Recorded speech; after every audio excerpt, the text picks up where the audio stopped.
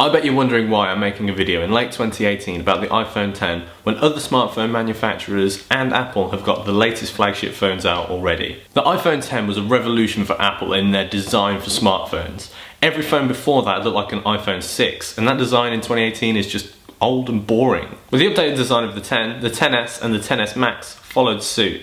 If you really want that gold or the really big display, on first glance, no one's going to be able to actually tell that you've got the latest smartphone.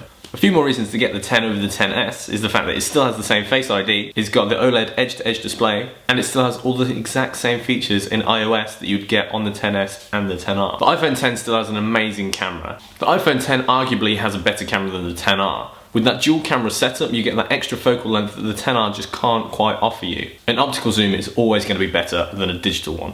It does have slightly smaller sensors than the XS, but on average day-to-day use, you're not going to notice a difference. When you post your pictures on Twitter or Instagram, those pictures are going to be compressed anyway, and the difference is very minimal. Unless you're zooming in on a big 4K display, you're not really going to see much difference. You might be thinking about specs. You might want the latest A12 Bionic chip that Apple is producing, and yeah, they are really quick in those new phones.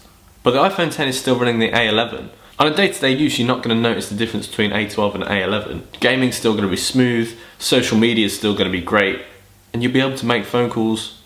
Well, no one actually makes phone calls, but you'll still be able to do everything that you do normally on your phone anyway. Apart from a slightly improved Face ID and adjustable bokeh blur in post, the two phones aren't actually that different, except for one thing: the price. This begs the question, why are you spending £1,000 on a brand new flagship phone when you could be saving a few £100 and getting last year's flagship but still has the exact same features and looks the same as this year's flagship? In a world full of expensive flagship phones with incremental upgrades happening every year, is the price increase really worth it?